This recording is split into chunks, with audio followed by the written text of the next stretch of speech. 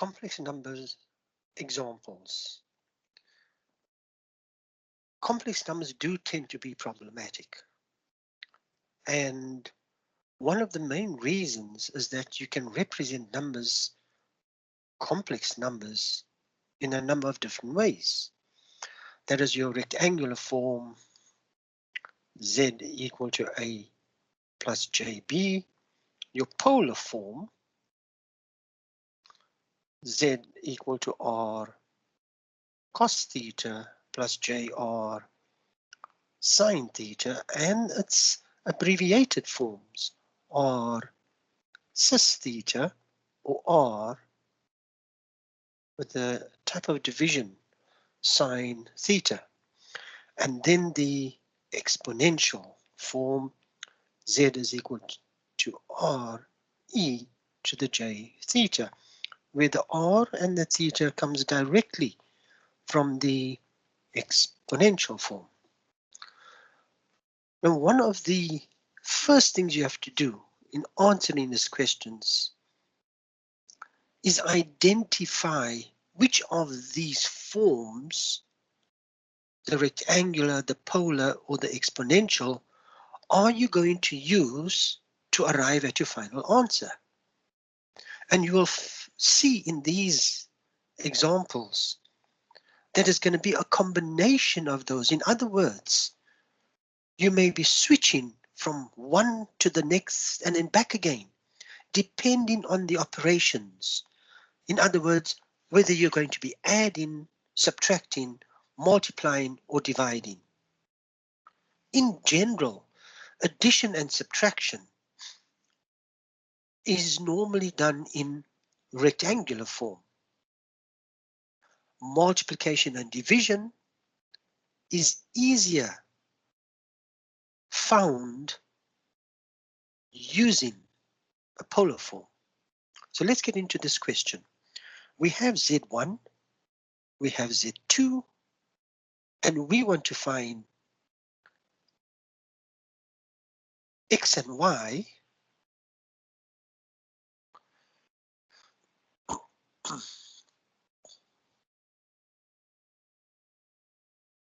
of Z1 minus Z2. Now, there are a number of things here. Firstly, we notice that the right-hand side is rectangular form, having a real part and my imaginary part. And that is the basis of this particular example. In order to solve and find X and Y, you need to equate a real part on the left-hand side and a real part on the right-hand side, and likewise the imaginary part on the left-hand side equal to the imaginary part on the left-hand side.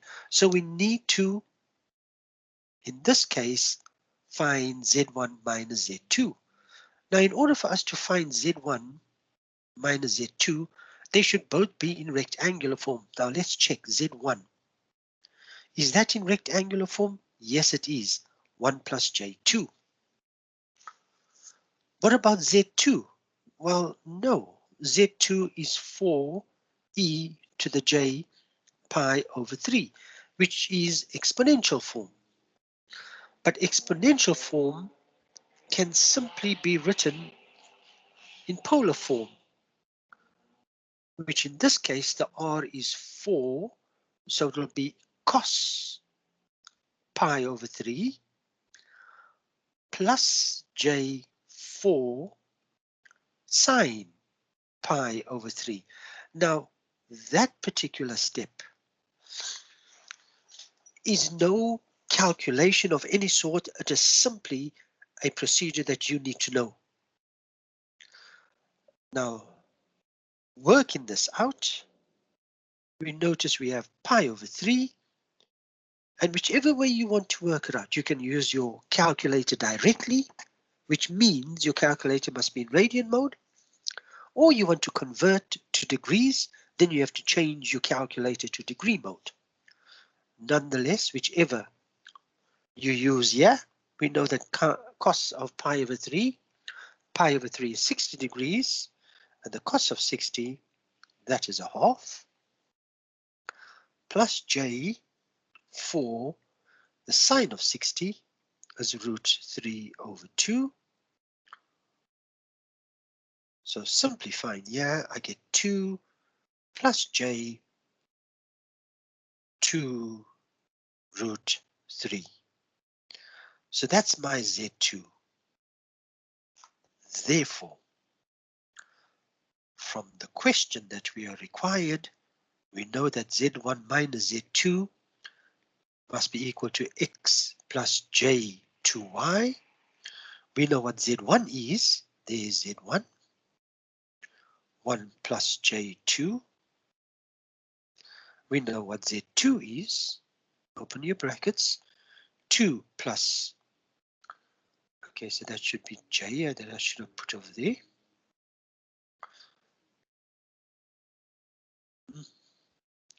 J2 square root of 3. And that is equal to x plus j to y. So I'm just going to simplify the right hand side. And how do I do that? Look at the real parts. 1 minus 2, that is minus 1.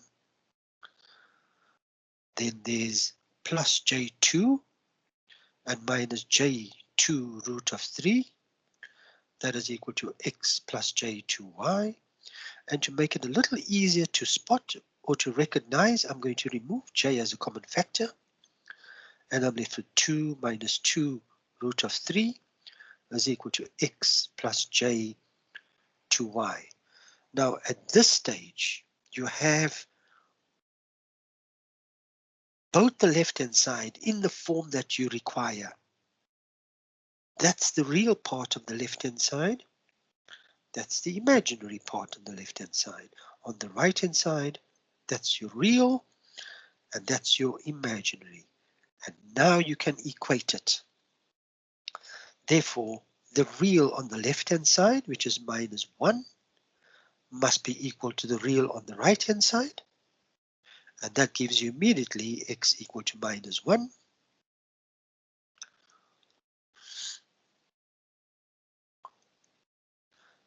So that's for the real. And then for the imaginary, the left-hand side is 2 minus 2 root of 3. And on the right-hand side is 2y. And working out y, you get y is equal to negative 0.732. You can double check that. And therefore, my answers are now straightforward. You have the value of x and you have the value of y. You can simply write it in. So the answer is x, y. What's my x? Minus 1. What's my y? 0.732. Right, let's go on to the next example. In which quadrant of the Argand diagram does 2 plus j3 over 1 minus j5 minus j to the power 403 lie? Now, once again, it depends on you, what you are proficient in. And I would suggest the more examples you do, the more you recognize which form is best to use. In this case, we first have to look at the Argand diagram. Well, we know with the Argand diagram that you have a horizontal and a vertical axis. The horizontal is the real axis, the vertical is the imaginary axis, j, y, and this of course is x. So in order for us to find out which quadrant it has to lie, we need to get a x, a real value, and a y, the imaginary value, which suggests I need to get this entire question into rectangular form. So now we're going to break it up because that's a division and that's a simplification. Let's do j to the power of 403 first. Now, remember, j to the fourth is equal to 1. So it will be best for you to take the 403 and find out which is the closest multiple of 4. We know that 4 times 100 is 400, and there's 3 left, so it will be multiplied by j cubed. Now, how do we proceed from there? We write 400 as j to the 4 times 100, and we know what j cubed is. What is j cubed? That is minus j. And what is j to the fourth?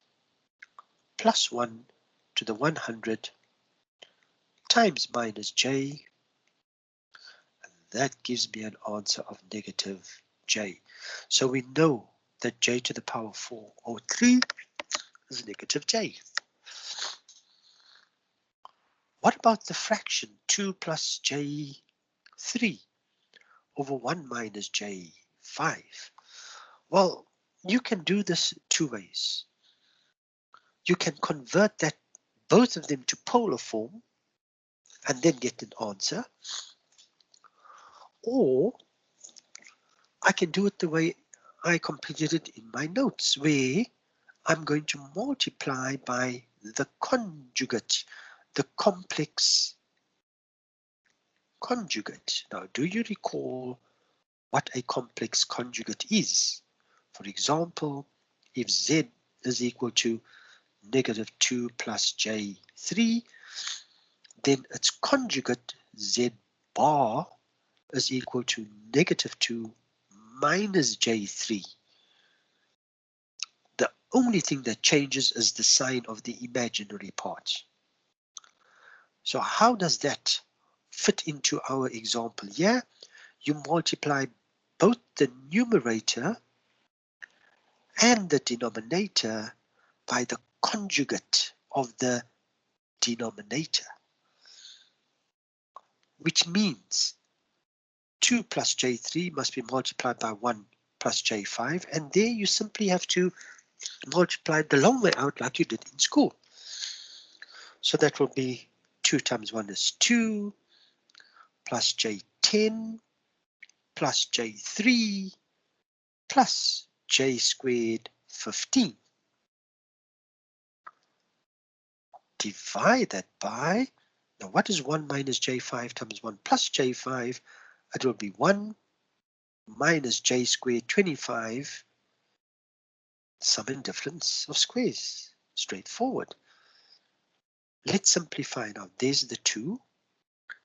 j10 plus j3 is plus j13. What is j squared? That's a minus 1 times 15. In the denominator, we get 1 minus 1 because j squared is minus 1 times 25. And now let's simplify. 2 plus my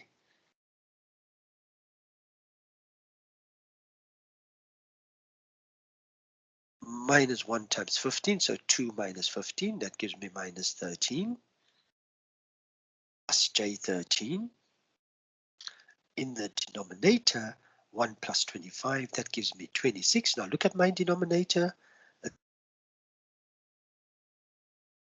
to negative 13 over 26, plus j13 over 26. That gives me negative 0.5 or negative a half, plus j a half. And now I can equate the two. Now I can bring the sum together, and that becomes quite easy. Therefore,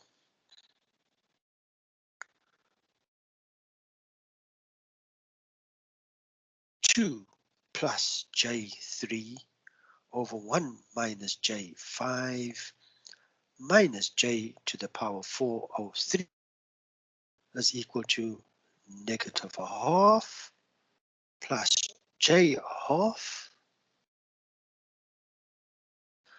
minus, and what's 403 minus j, and that gives me minus a half. That becomes plus j 1.5, which of course is 3/2, which means x, y, my x is negative a half, my y imaginary is 3/2, or j 3/2. Now let's go into the quadrants. Minus a half will be here, and j 3/2 will be there. Therefore, it will lie in the second quadrant. And that completes these examples.